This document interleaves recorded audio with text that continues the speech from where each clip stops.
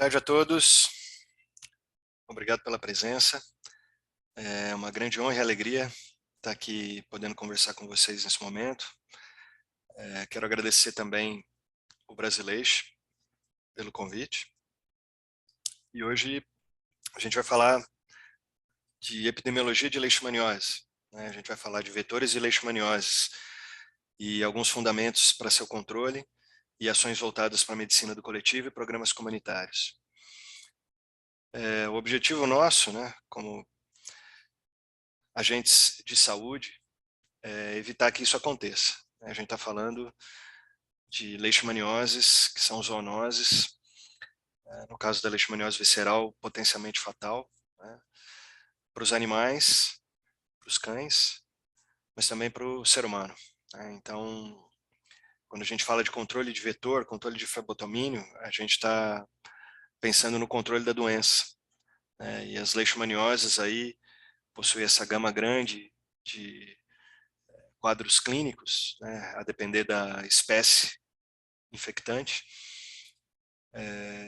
Mas o caso da leishmaniose tegumentar, né, embora muitas vezes, na maioria das vezes não fatal, causando aí grandes perdas, né, psicossociais, aí, prejuízo à saúde grande, né, dos acometidos, né. E as leishmanioses em 2019, né, só no Brasil a gente teve mais de 2.300 novos casos para leishmaniose visceral e mais de 15 mil novos casos de leishmaniose tegumentar, né. No caso da leishmaniose visceral, 9% de letalidade. O Brasil é um país que essa endemia é super importante, né, onde mais ocorre letalidade por leishmaniose visceral no mundo. E o objetivo hoje, então, é tentar mostrar para vocês um pouco mais sobre os flebotomínios, né? Quem são, onde vivem, o que comem, né? Então, aqui com a gente hoje, a gente vai ter essa oportunidade de ir um pouco mais a fundo na importância desses insetos, né? Falar um pouco do habitat que eles ocupam, um pouco da biologia, que é importante para a gente traçar aí estratégias para seu controle, né? Não é uma tarefa fácil, né? Os flebotomínios, vocês vão ver, tem características aí que dificultam bastante seu controle, mas nós, seres humanos, aparentemente mais evoluídos, temos condição aí de trabalhar para isso, né? Flebotomínios, será que eles existem mesmo, né? Eu compartilhei desse pensamento muitas vezes, né? A gente não ouve falar de flebotomia, né? O que a gente tem aí no nosso dia a dia, por sermos aí animais diurnos, né? Contato aí com os nossos animais domésticos, né? Os nossos animais de estimação, cão, gato. A gente vê os carrapatos, vê pulga, vê mosquito, né? Mas a gente não vê flebotomínio, né? Quantos de vocês já viram flebotomínios? Não estou falando da graduação, da faculdade, mas no dia a dia. Quem que realmente presta atenção na própria casa, no lugar onde o seu cãozinho dorme, quem já viu flebotomia, né? Normalmente não é algo comum, né, que a população geral tem acesso, né? Então é fácil, né, atribuir o papel de transmissor para outros artrópodes hematófagos aí, né? Mas é fake, pessoal. Então, os únicos vetores, né, transmissores biológicos conhecidos das leishmanioses são os flebotomínios, né? E por que a gente não conhece, né, esse inseto? Ele é minúsculo, ele tem ali 3 milímetros de tamanho, mas uma aparência super delgada, quase transparente. Eles são noturnos, nós somos diurnos, né? E à noite quem está fazendo alguma atividade noturna não está trabalhando, né? Ou está atento para coisas delicadas e pequenas como esses insetos, né? Eles têm voo silencioso, né? Quem está dormindo e já teve a experiência de ter um pernilongo rodeando a orelha, percebe o zumbido, né? O flebotomínio, quando chega pertinho do hospedeiro, ele é silencioso, ele é imperceptível praticamente. E quem está ali mexendo no cachorro, né, o proprietário, ou até mesmo o veterinário ali no exame clínico, não vai ver flebotomínio, ele não vem aderido ao pelo do animal, né, como vem uma pulga, um carrapato. Isso, né, para quem é visual e baseado em evidências, acaba não fazendo, né, a ligação aí, né, entre a leishmaniose inseto, um artrópode hematófago, né? Então, pode sim criar essas impressões, né? E os flebotomínios são crípticos, eles se escondem. Por mais que a gente busque, eles vão estar escondidos, né? Exceto no período noturno, quando eles estão deslocando para se alimentar, para copular, para buscar um abrigo, né? Então, vamos lá conversar um pouco sobre a realidade que nos cerca, né? As evidências e os fatos. Eles estão lá presentes, tá? Eu considero eles um encosto, né? A gente sente, percebe que eles podem estar ali, mas a gente não vê, né? Então, eles estão ali, pessoal. Se tem leishmaniose, tem flebotomia, infelizmente. Vou dividir com vocês um pouco da minha carreira, né? Um pouco da minha experiência de vida, né? Logo que eu me formei em veterinária, nos idos de 2000, início de 2000, a epidemia de leishmaniose visceral estava começando no Oeste Paulista, né? Era um furdúncio ali, né? A gente tinha ali aquele agito, né? Aquela sensação de estar enfrentando algo desconhecido, né? Era algo totalmente novo, né? Não existia leishmaniose visceral no estado de São Paulo, né? Em 1997 teve o primeiro encontro do Lutzomia longipalpis na cidade de Araçatuba. Em 98 foi o diagnóstico do primeiro caso de leishmaniose visceral autóctone.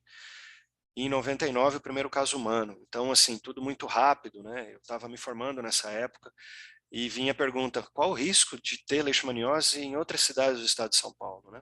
E fui fazer meu mestrado na cidade onde eu residia na época, em Rio Claro, tentando entender o que eram os flebotomínios, qual que era o comportamento, onde eles estavam, qual a frequência deles nas residências, a sazonalidade durante o ano, qual o comportamento noturno, quais as horas de maior atividade deles, né?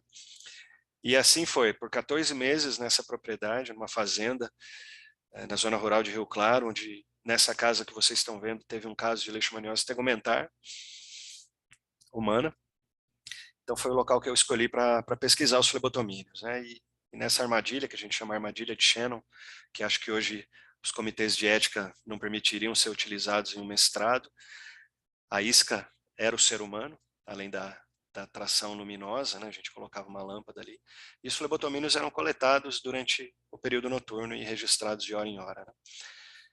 E esse é o Lupe, o morador ali da mesma residência, que também foi o primeiro caso de leishmaniose canina que eu diagnostiquei, um caso de leishmaniose tegumentar, e a armadilha luminosa automática que ficava dentro da residência, capturando os insetos nas noites que a gente fazia avaliação, né? Então, os flebotomínios eram importantes, né? A gente vê nessa coluna, né, que tem a última célula marcada em vermelho, a quantidade de insetos que foi capturado dentro do domicílio durante esse período de 14 meses, né?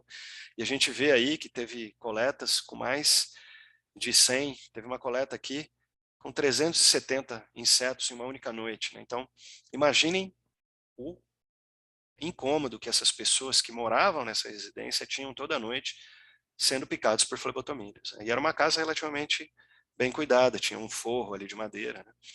Então, os flebotomínios existiam e eram importantes, né? Minha primeira conclusão de mestrado. E alguns anos depois, eu e minha família resolvemos comprar um sítio para nos juntarmos à natureza, né? Paz e silêncio do campo, qualidade de vida, né? Aquele sonho que é romantizado pela maioria das pessoas, né? De poder ter um refúgio, né? Um refúgio no campo. E essa propriedade que a gente adquiriu fica numa zona rural ali cercada por mata, né? Uma área que a gente escolheu a dedo, né? A gente gosta de natureza, né? Voltando às origens aí humanas, né? O contato com a natureza. Mas muitos proprietários ali do lado tinham ali uma ou duas cabeças de gado, né? De bovinos, até para manter o pasto baixo para eles poderem usar os sítios, né? E fui premiado, né? E nesse local a gente tinha a presença de insetos super daninhos, perigosos, assustadores, né? Que eram ajudados pela população de gado ali a serem mantidos, né?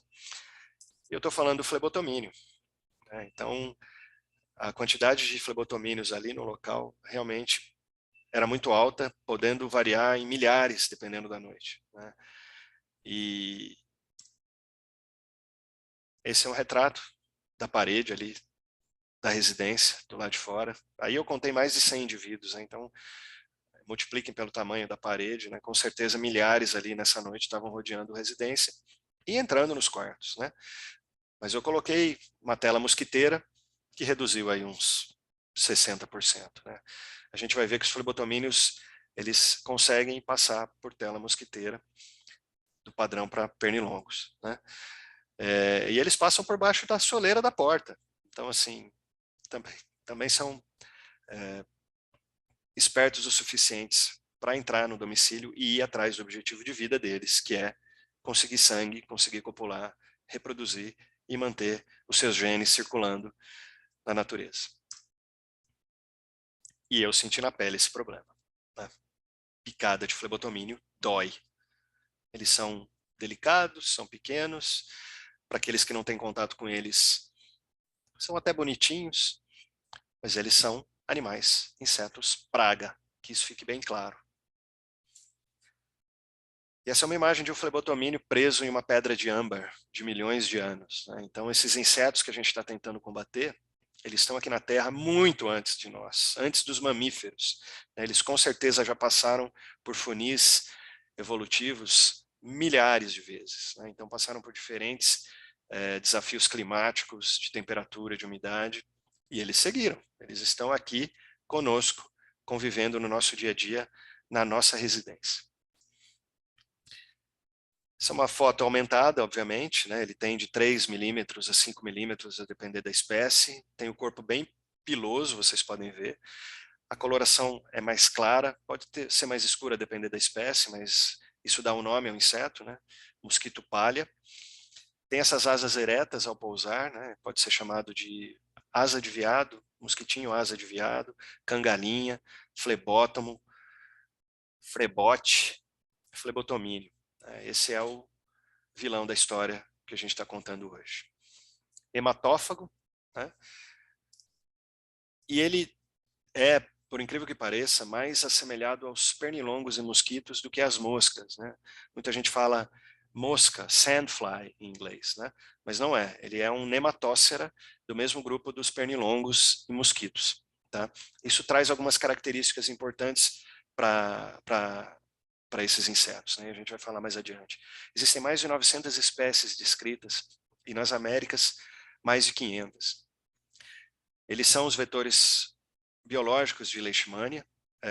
As principais espécies transmissoras para a leishmania brasiliensis, né, a principal causadora da leishmaniose tegumentar no Brasil, são essas aí listadas. E o vetor maior, né, o problema maior que a gente tem observado por estar tomando conta aí das áreas urbanas e periurbanas de muitas cidades do Brasil, é o Lutzomia longipalpis, extremamente adaptado ao meio urbano, ao meio antrópico, meio modificado pelo homem, né? E por isso a erradicação desse inseto, eu considero, com as ferramentas que temos hoje, impossível, né? Então a gente tem que lidar com o controle e mitigar os problemas que ele causa, né?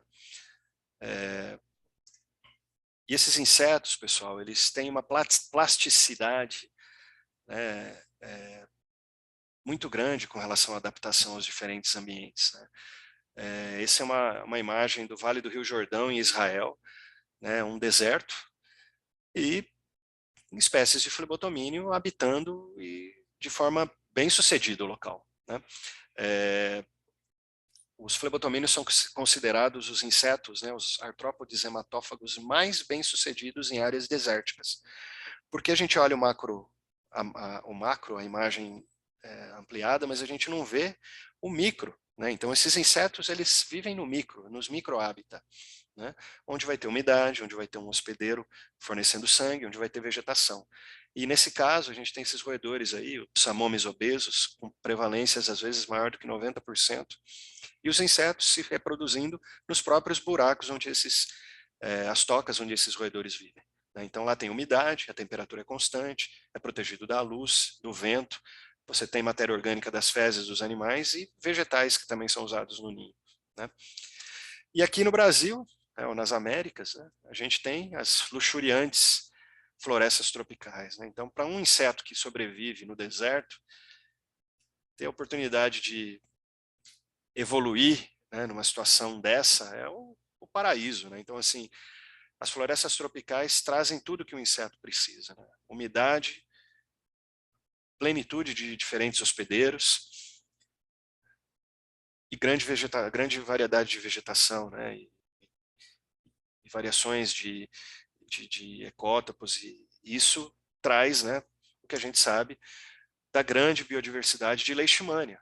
A Amazônia brasileira é o lugar onde tem mais variedade de leishmania do mundo. Nós somos campeões de biodiversidade de leishmania e também de flebotomíneos. Em alguns lugares a gente consegue encontrar mais de 60 espécies de flebotomínio na floresta amazônica. E a gente pode ver aqui, né, a quantidade de espécies que podem ser encontradas na floresta amazônica. E no resto do Brasil, a gente tem Leishmania brasiliensis de cabo a rabo, ou seja, uma Leishmania totalmente nativa e autóctone, né, do Brasil, do território brasileiro, das Américas. E onde tem Leishmania, tem flebotomínio.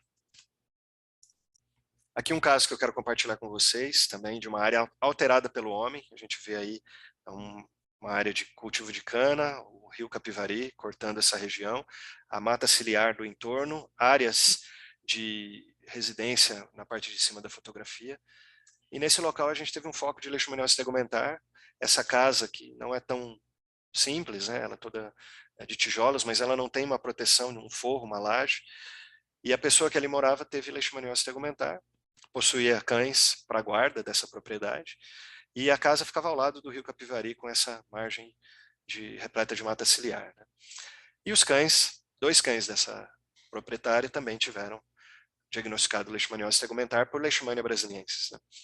Então, flebotomíneos vieram da mata, provavelmente infectados de um reservatório silvestre, e transmitiram a leishmania para os cães e para a pessoa, né? Então, os cães servindo de sentinela para a leishmaniose tegumentar americana, causada por Leishmania brasiliensis, e esse trabalho a gente recentemente publicou. Para aqueles que tiverem maior interesse, só buscar por lá.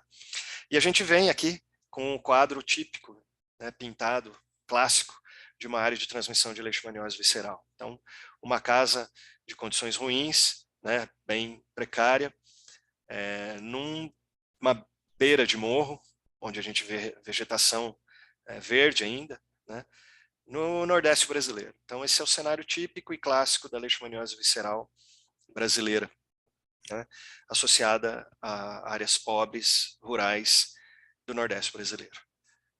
Esse foi o perfil epidemiológico que nos pintou, né, que nos descreveu os Gini nas décadas de 1950, né, e que foi por muito tempo considerado o quadro clássico epidemiológico de leishmaniose visceral.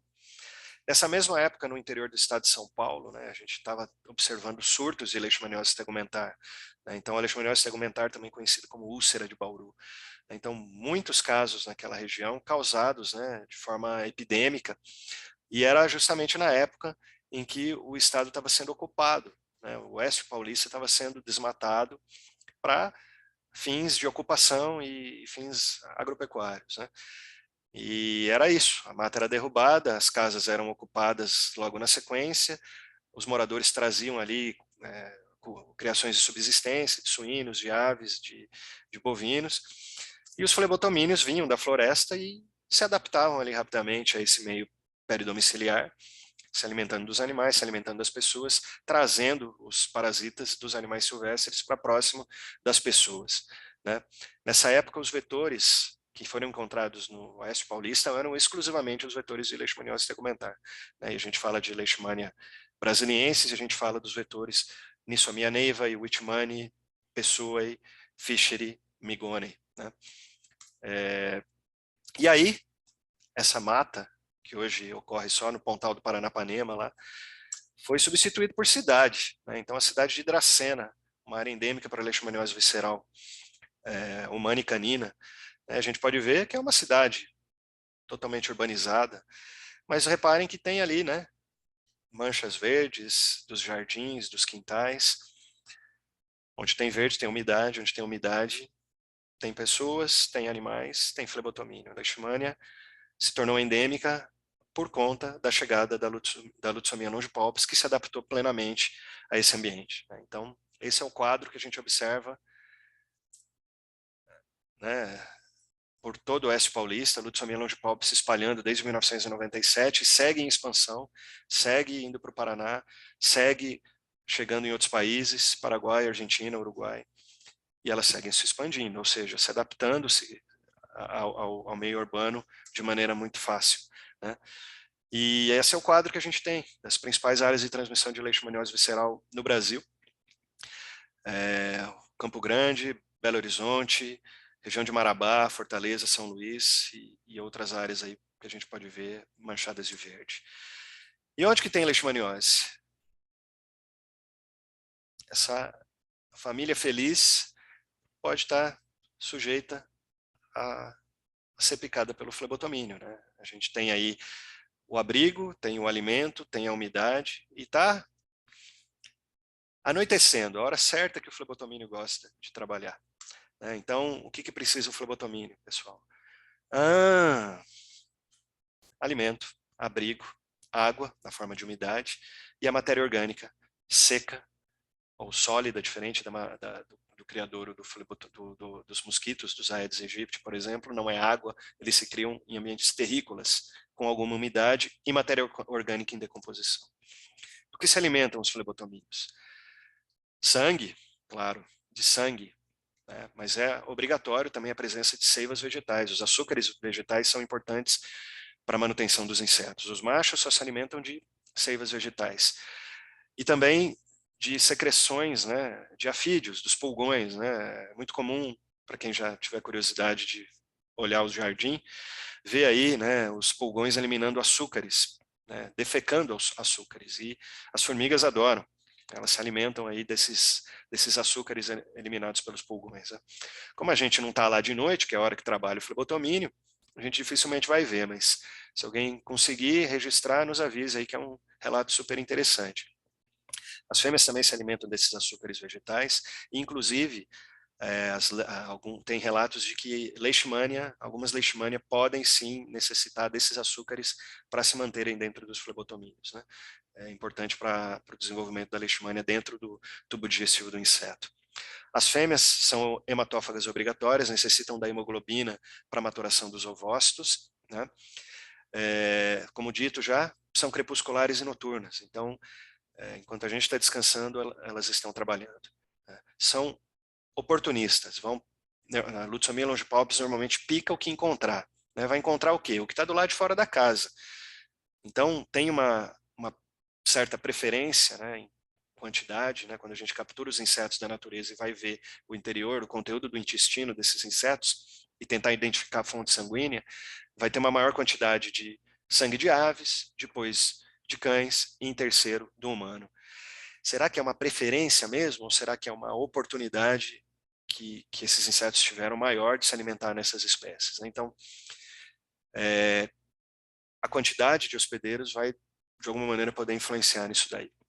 Tem estudos dizendo que se existe uma pessoa a mais de 5 metros de um cão, o flebotomínio, o Lutzomia longipalpis, vai preferir fazer o repasto no cão, né? Mas se essa distância for menor do que 3 metros, pode ser que o flebotomínio atraído pelo cão acabe picando o ser humano. Então, uma das maneiras aí de tentar combater a infecção, a transmissão, seria, no período noturno, de alguma maneira, se manter essa distância, caso nenhum dos dois estejam usando repelentes, né? Então tá aí, né? A gente vê galinheiros nas cidades, nas periferias, às vezes em área urbana.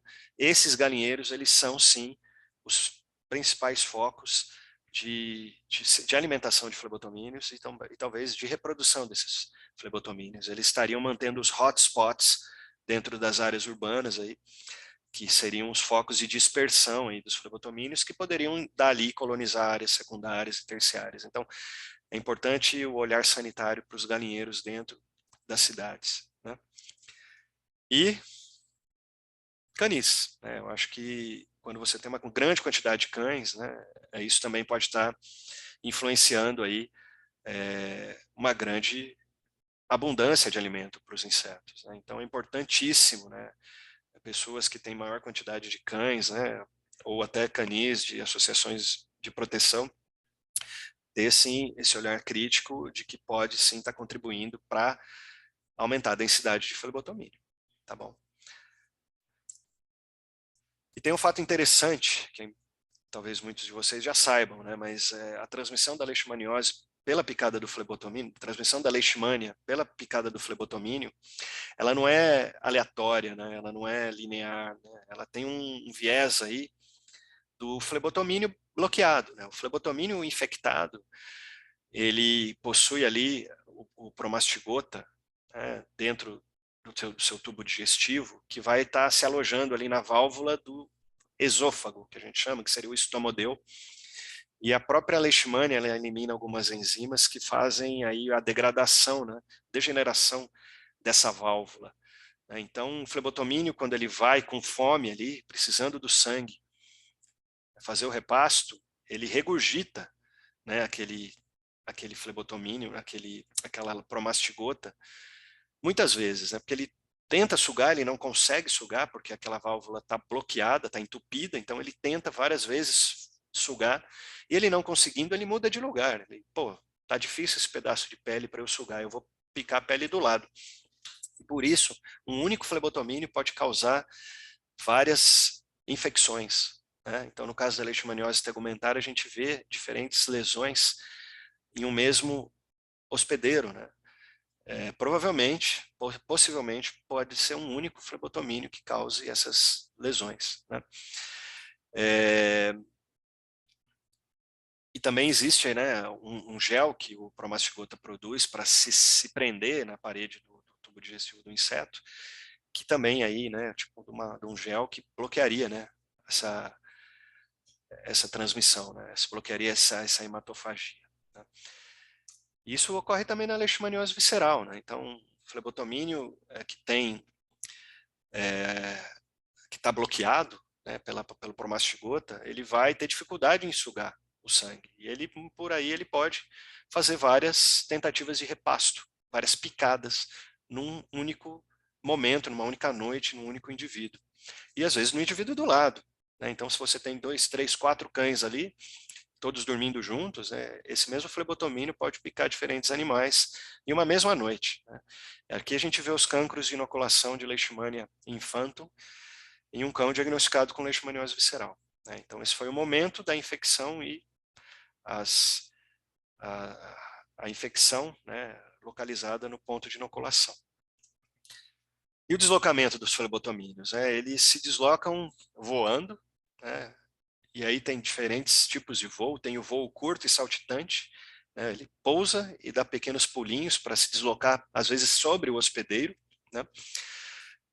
E tem o voo contínuo de deslocamento, onde ele sai da área de repouso, de abrigo, às vezes, né, no raio aí de 100 metros do criadouro, a grande maioria das vezes, e vai atrás do hospedeiro. Então, assim, ele pode voar aí de 100 a 250 metros de média máxima, né? Geralmente os voos de deslocamento são menores que 100 metros, né, para a Lutzomia longipops. No Velho Mundo, né, tem relatos aí de flebotomínios, né, os do gênero Phlebotomus, que vão aí distâncias maiores, aí, né, 1 quilômetro, às vezes um pouco mais. E um dado interessante que a gente não se atenta é que o flebotomínio caminha, né? Ele pousa no hospedeiro, ele dá os pulinhos, mas ele caminha também. E é por isso que ele consegue atravessar, né, os orifícios de telas mosquiteiras e passar por baixo de portas, né? Ele não vem voando e passa direto, né? Então ele passa por baixo da porta, ele pousa, caminha e passa por baixo da porta. Então, assim, ele é imparável, né? Ele vai por frestas, vai por fendas em paredes, né? Ele se espreme, ele chega lá. Um bicho com fome vai conseguir. E se não conseguir um, tem um exército de milhares que podem estar ali na mesma pegada, a depender do dia, né? E aqui é interessante a dispersão dos flebotomínios, né? A gente tem visto que a leishmania está se expandindo, a leishmaniose canina, e isso se dá também pela expansão do vetor, né? O Lutzomia longipops, ele pode se deslocar de forma ativa, dependendo dele, 1.200 metros por ano, né? Por geração, vamos dizer, né? Então, isso dá por cada geração ir, né, voando e colonizando novos pontos, né, e essa é uma média de deslocamento que tem se observado, de 1.200 metros por geração. Obviamente, né, tem o fator humano aí que complica tudo isso, porque a dispersão ela pode ser passiva, né, então as formas imaturas, né, as larvas, ovos, pupas, elas vêm na terra de aterros para construção, por exemplo, ou no vaso de plantas, né, quando a pessoa muda de um lugar para outro, vende, compra vaso de um lugar, leva para outro. E os adultos que voam, né, eles podem vir dentro de veículos, dentro de containers, de móveis, ou ser dispersados pelo vento, né? E aqui tem um dado interessante, né? Não sei quantos de vocês já tiveram a oportunidade de deixar o carro na garagem com o vidro aberto e no outro dia, quando abriu, viu vários pernilongos lá dentro, né? Geralmente são os culex, né? Que são noturnos. Eles vão lá e buscam, né? Eles têm essa característica criptozoária, né? Eles se escondem, eles vão atrás de lugares protegidos, né? Protegidos do vento, protegidos de mudanças de temperatura, escuros, escondidos mesmo, né? E esse comportamento também tem os flebotomíneos, ou seja, eles, diferentemente das moscas, que são diurnas, né? Os flebotomíneos eles têm esse comportamento criptozoário igual aos culicídios, né? Eles se escondem em locais protegidos, né? Então, lembrem, não é mosca, é mais pernilongo do que mosca. E aqui um exemplo, pessoal, de flebotomínio atravessando uma tela, do mesmo tamanho de uma tela mosquiteira, fazendo uma pequena caminhada e um voo. Presta atenção nessa parte de baixo aqui do vídeo. Ó. Já foi, rapidinho. E agora o voo sequencial. Vou passar de novo para vocês verem, pessoal. Presta atenção então nessa tela de baixo aí, que ele vai atravessar a tela. Olha lá. Ele veio na parte de trás da tela, atravessou. É muito rápido, né? Então ele tem essa versatilidade de poder atravessar as telas mosquiteiras. Ciclo de vida, então ele dura aí de 30 a 70 dias, a depender principalmente da temperatura. De 4 a 10 dias para nascer dos ovos, 30 a 60 dias para atingir a plenitude larval, né? Então, assim, a fase que mais dura no flebotomínio é a fase de larva. Depois formam as pulpas, né? E aí de 7 a 10 dias para emergirem das pulpas, e tem aí de 2 semanas a 4 semanas de vida como adultos, né? Então, lembrem que para o flebotomínio transmitir, né, a leishmania, ele tem que fazer 2 repastos, né? Um repasto infectante do cão e um segundo repasto para transmitir, né? Então, quanto mais tempo vive o inseto, mais chance ele tem de ser um bom transmissor, né? Então, isso é uma situação importante que a gente tem em mente. E os abrigos, né? Os abrigos diurnos, onde são, né? A gente dificilmente encontra, né? Então tem que ter olhos treinados aí e buscar realmente. Então, lição de casa de quem está em área endêmica é, durante o dia, olhar a casinha do cachorro para ver se tem flebotomínio lá dentro, né? Vale também inspecionar galinheiro, vale inspecionar embaixo de artefatos aí, móveis, objetos que estiverem expostos aí em lugares externos, né, que podem estar abrigando flebotomínio. Vale levar uma lanterninha, vale procurar. Então, locais escuros, frescos e protegidos de luz e vento. E eles estão sempre muito associados aos hospedeiros, pessoal. Então, assim, é um carrapatinho com asa. Tá? Ele vai estar próximo ao hospedeiro, sim, só que ele não vai sair com o hospedeiro se você tirar ele da toca. Se você puxar o cachorro de dentro da casinha, ele vai ficar lá dentro. Né? Então, esse é um viés que talvez a gente tenha e nem perceba. Né? Então, é, o parasita, né? O micropredador, como vocês preferem, o flebotomínio, ele vai estar sempre muito próximo aos hospedeiros. Né? Eles não vão estar num lugar onde não tem hospedeiro, onde não tem sangue, onde não tem vegetação, onde não tem umidade. Então, dentro dos domicílios, né, interior de casas, atrás de móveis, cortinas, roupas penduradas, galinheiros, currais, canis, casinha de cães, frestas e rachaduras de paredes, buracos em árvores, buracos no solo, cavernas. Existem espécies que são específicas de cavernas, se alimentam de morcegos, por exemplo. Vegetação densa, ninhos de aves, cupinzeiros, espécies também, ciopemia, o Evandromia termitófila, né? Termitófila, aquela que é amiga dos cupins. Então, elas foram descritas aí dentro de cupinzeiros. Latrinas, fossas sanitárias, ralos, né?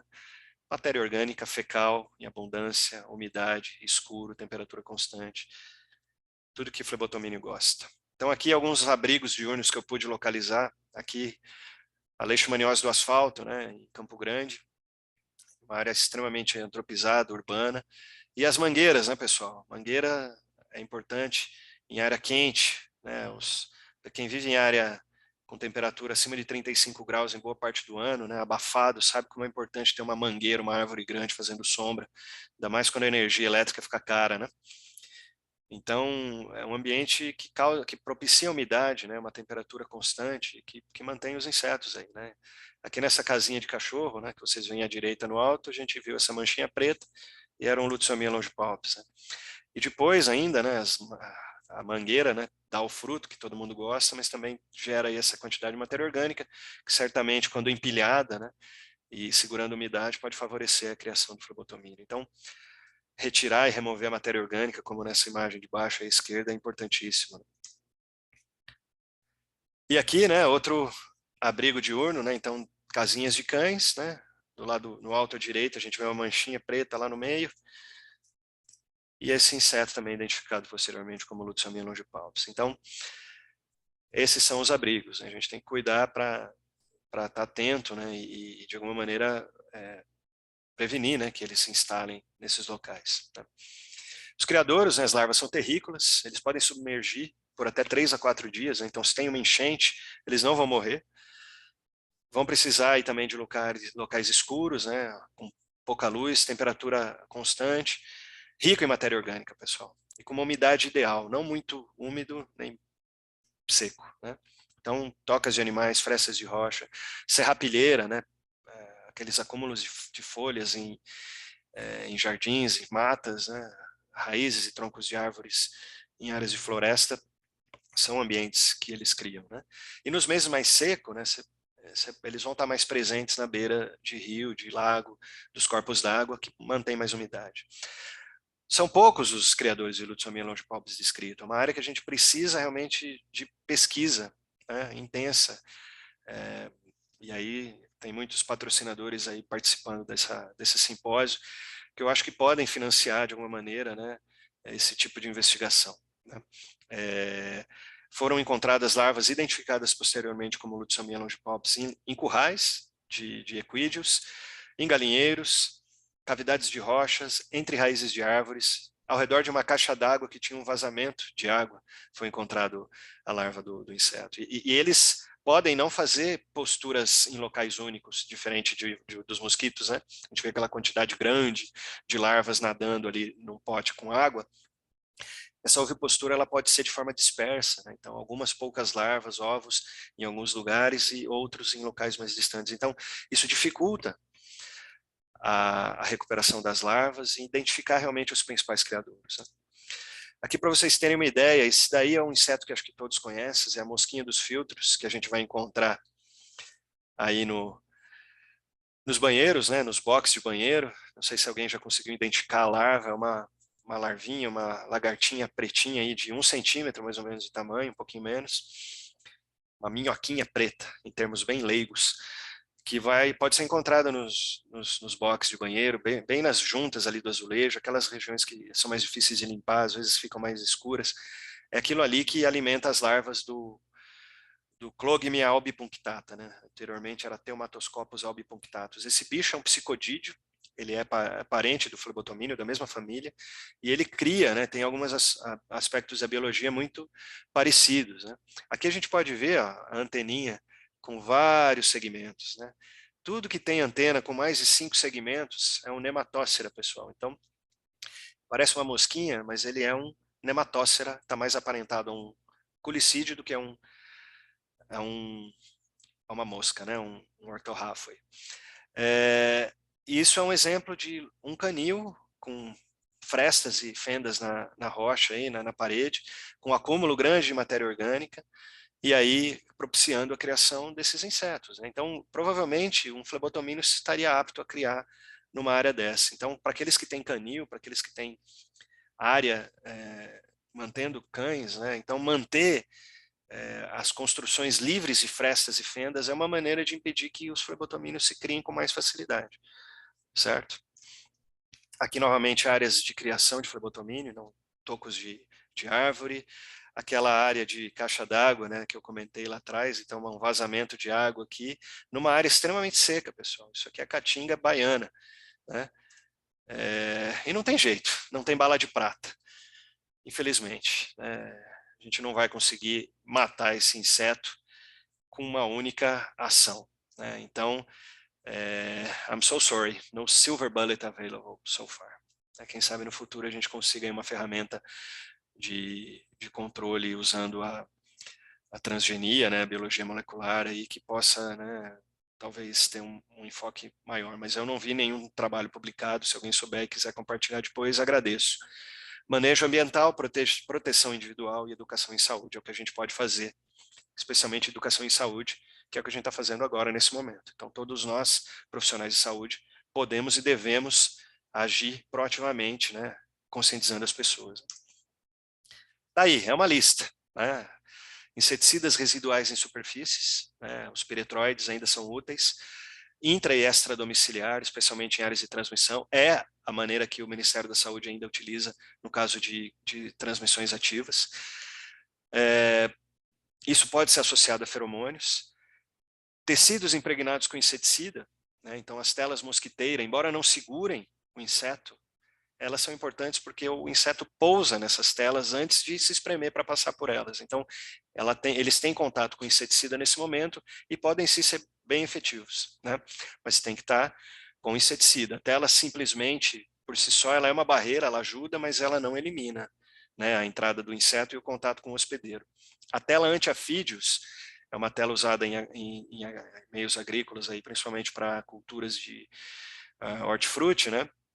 Ela é, sim, potencial bloqueadora de flebotomínio, mas ela dificulta a circulação de ar, pessoal. Então, assim, para colocar em um canil, por exemplo, dependendo da situação, né, que precisa ser arejado, né, impedir aí diminuir o cheiro, né, de fezes e urina, pode não ser muito aplicável, tá? Isso eu deixo para vocês aí descobrirem. Intervenção em criadouro, né, intervenção química é possível. Obviamente, proteção individual das pessoas, né, roupas longas e loções repelentes. Manejo ambiental super importante, limpeza de vias públicas, coleta e remoção de matéria orgânica, especialmente dos quintais, como a gente viu no caso das mangueiras. Eliminar fontes de umidade. Uma goteira, pessoal, no fundo do quintal pode estar propiciando o meio ideal para flebotomínio criar, né? Poda de árvores para maior insolação. Custo-benefício, né? Como é que você lá em uma região super quente, onde a pessoa não tem ar-condicionado, você vai lá e corta todas as folhas da mangueira e o conforto térmico dessa pessoa, né? Como fica, ainda mais em tempos de aquecimento global, né? Então, é um item que deve ser pesado pelo critério técnico de quem for dar a orientação, né? Melhoria das residências, super importante, né? Então, casas sem forro, sem laje, permitem a entrada do inseto, né? Ele voa, pessoal, não falei, né? Estava lá escrito. Ele voa geralmente rente às superfícies, né? Ele foge das correntes de ar, ele é muito sensível, né? Muito frágil. Ele voa rente ao solo, mas ele sobe, né? Ele voa rente à superfície vertical também. Então, ele bate num obstáculo, ele vai subir e vai entrar pelo espaço ali da ausência entre o interparede e o telhado. Ele vai entrar se não tiver forro, se não tiver laje, tá? E fechar e vedar frestas, rachaduras, vãos em portas. Ele percebe pelo fluxo de ar, de gás carbônico que sai da casa, que tem hospedeiros lá dentro. Então, vedando, colocando uma barreira ali na fresta do vão da porta, ajuda. Óbvio, telar, né? Telar também as janelas e portas ajuda. Manter os abrigos de animais longe, né? O mais distante possível de moradias. Então, galinheiros não terem área urbana, se possível. Se for impossível, manter o mais distante possível das moradias. Questão dos cães, né? É um dilema grande para quem trabalha com eles, gosta deles, faz carinho, leva para a cama, dorme com a gente, é um membro da família, mas ele é um fator de atração do inseto, tá? E se estiver próximo do hospedeiro humano, o flebotomínio pode se perder ali e, em vez de picar o cão, picar o ser humano, né? Existem aí conceitos de zooprofilaxia, de zoopotencialização, que é a questão do inseto, né, vetor, ser atraído a um hospedeiro animal em vez de hospedeiro humano, e isso de alguma maneira diminui a chance do ser humano pegar ou ser infectado por um patógeno ainda. Isso ainda é muito complexo para a leishmania, precisa de bastante estudo, mas é um ponto que tem que ser mantido em mente também. Tá? Remoção de moradias para mais de 400 metros de áreas de mata, especialmente para a leishmaniose tegumentar. Isso funciona. Realocação de pessoas às vezes é importante. Educação em saúde, leishmaniose e manejo integrado de pragas. E a gente vai falar aqui um pouquinho do uso de inseticidas persistentes nos hospedeiros. Isso é um tema importante para ser pesquisado, que pode ter uma ação legal para bloqueio de transmissão. Então a gente tem aí o Ministério da Saúde fazendo o regramento aí, orientação com relação ao uso de inseticidas residuais, na base de piretroides, que tem aí 4 meses máximo de duração residual, mas ainda é uma ferramenta importante no caso de transmissão ativa, humana. E é questionável um pouco a logística, né, a efetividade real disso tudo, mas assim, é uma ferramenta super útil que está comprovada cientificamente, que reduz a quantidade de flebotomínio, a densidade dos insetos no ambiente. Né? Então, ela tem que ser feita de forma correta, tecnicamente bem planejada, né? E funciona, né? E principalmente feita pelas autoridades sanitárias, né, governamentais aí. Mas nada impede que seja feito por empresas particulares e por técnicos formados também, existem piretroides à venda, né, no mercado, que podem ser aplicados em áreas particulares. Né? E tem estudos mostrando que essa aplicação de inseticida associado a feromônios, né, existe uma linha toda importante de pesquisa com relação a feromônios e flebotomínios, né,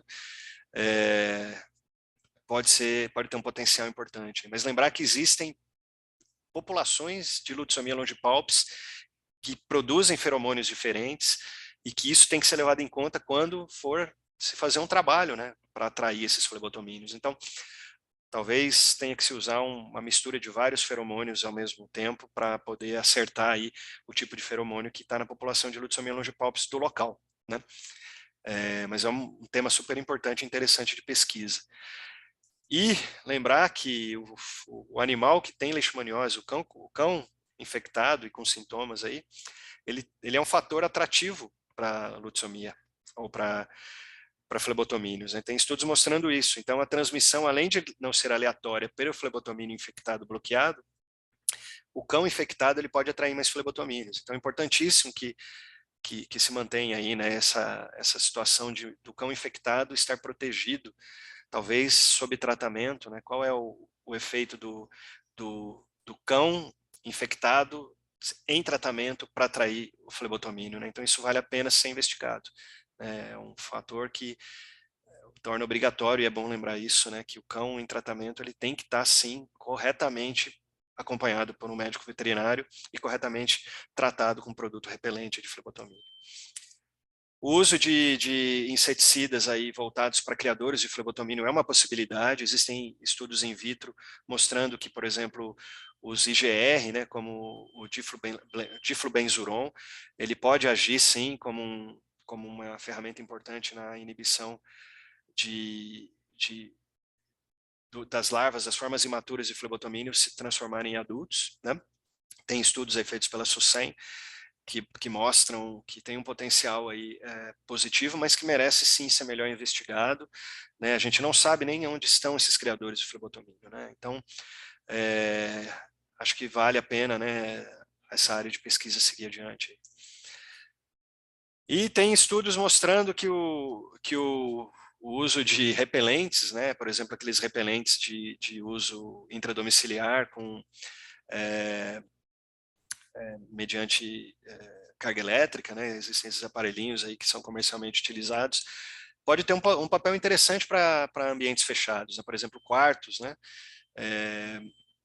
dentro de casas que são invadidos por flebotomínio, podem ter esse tipo de produto sendo utilizado. Falta teste para Lutzomia longipalpis aqui no Brasil, né? Acho que é bem interessante tocar essa linha de pesquisa adiante. com certeza eu vou usá-la no meu sítio.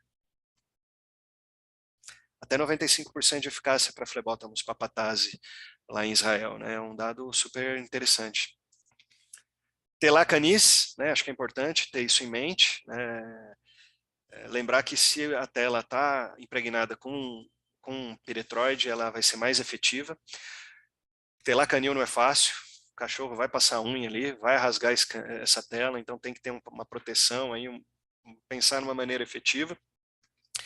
E lembrar que tela em lado externo, quando está exposto a chuva, sol, intempéries, provavelmente tem aí um período de duração de residual do inseticida menor. Então, isso também tem que ser monitorado, né? Não é simplesmente colocar a tela e esquecer, né? Então, normalmente, condições ótimas, a gente tem um máximo de efeito de 4 meses de um piretroide residual. Então, em condições não ótimas, vai ser menor, né? Isso tem que tá sendo devidamente balanceado pelo técnico responsável, né? Isso aqui achei muito interessante, um paper, né, que eu estou compartilhando com vocês. O pessoal, numa área de condomínio lá em Israel, utilizou uma barreira de tela, né, impregnada com piretroide, e teve uma redução de 60% na quantidade de insetos que foram medidas do lado de lá da tela, né? Então, assim, além do bloqueio, embora seja essa tela mosquiteira que permite a passagem do flebotomínio, diferente da tela antiafídio, que sem uso de inseticida, ela já foi 90% eficaz no bloqueio de entrada desses insetos.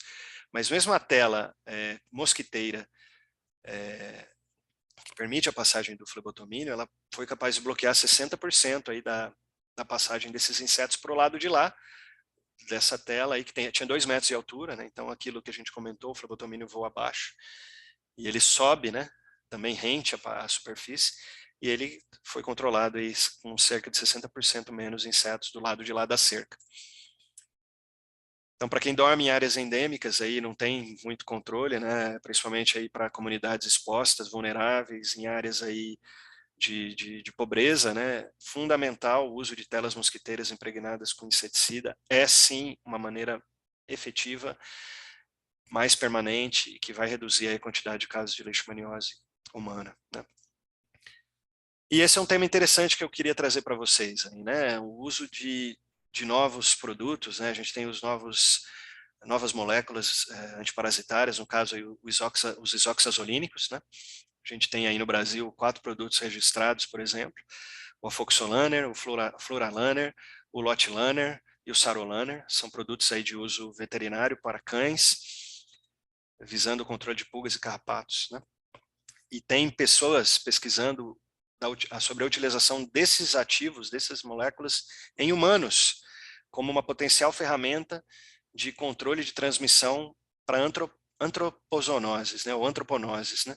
No caso aí foi feito um estudo com o Zika vírus e com a malária, né? E eles estimaram que se pessoas fossem tratadas em massa com esses produtos, com cerca de 30% de cobertura apenas numa determinada área, poderia se reduzir de 97%, no caso do Zika, a 70% no caso da malária, a transmissão para um segundo ciclo, né, de sazonal. Então, assim, esses medicamentos, eles teriam aí, né, uma grande persistência plasmática, né? Existem estudos mostrando feitos com ivermectina, e a ivermectina ela tem um perfil plasmático de 18 horas, né, de permanência no organismo humano.